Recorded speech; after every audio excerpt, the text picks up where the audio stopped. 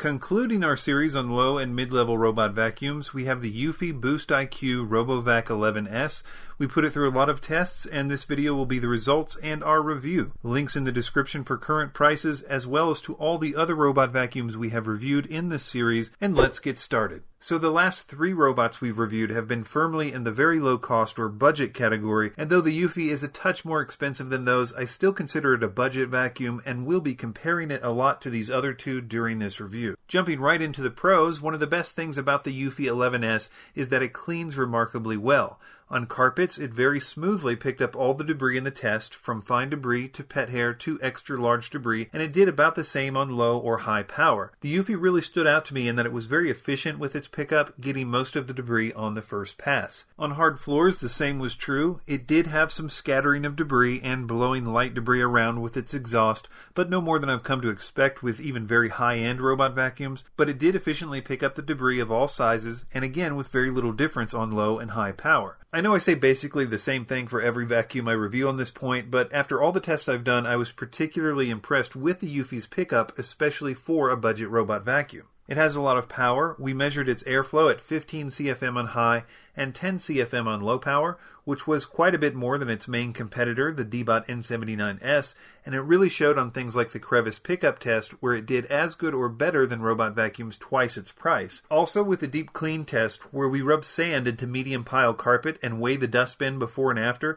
it scored 68%, which again beat the D-Bot N79S and the iLife V3S by quite a bit. Its navigation is random, meaning that it vacuums more or less randomly to clean your home, but there were some things to note here. First, I felt it was much more efficient, resulting in fewer missed spots than with the D-Bot or the iLife empty room tests, and it got the job done in less time. I also liked that it was better about incorporating edge cleaning into its random navigation algorithm in a more consistent way. Speaking of edge cleaning, it was above average. Using its 2 side brushes, it cleared all the debris except for a little bit in the corner, which is typical for round robot vacuums. It's extremely quiet. On its high power, we measured it at 66 dB and 56 on its low power. The average is about 70 on high power, but on low power, the Eufy 11s is one of the quietest robots I've personally ever tested. The next few things are not pros or cons, but neutral things to note. Its dustbin size was measured at 1.5 cups, which is the same as the D-Bot N79S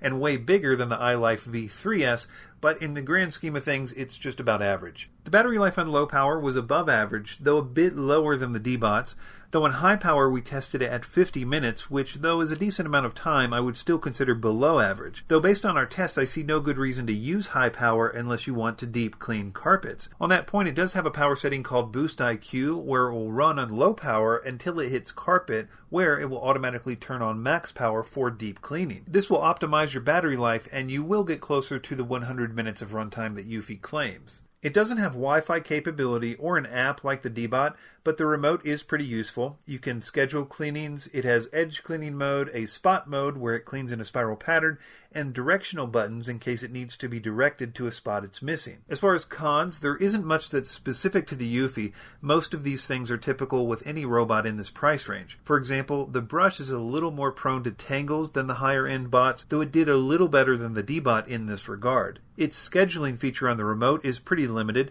You can't choose which days to clean, so if you set it, it will clean every day at that time unless the switch on the robot is turned off. Like all other budget random navigation robot vacuums, it doesn't know when it's finished cleaning a room, so it will just run until the battery is low before returning to the base to recharge. All in all, I think the Eufy is the best robot vacuum in its price range. It's particularly good at pickup, it has really good power, better than average navigation, edge cleaning, and carpet deep cleaning. It's not perfect, but no robot vacuum in this price range is, but it's a great value in our opinion. Links in the description, and be sure to subscribe to Vacuum Wars, as we have a big competition coming up where I'll compare all 15 robot vacuums I've personally tested. But first, I have one more to test, and thanks to my subscribers for finally convincing me to purchase the Robovac S5 before I do this big competition video. New videos every Tuesday and Friday, and thanks for watching.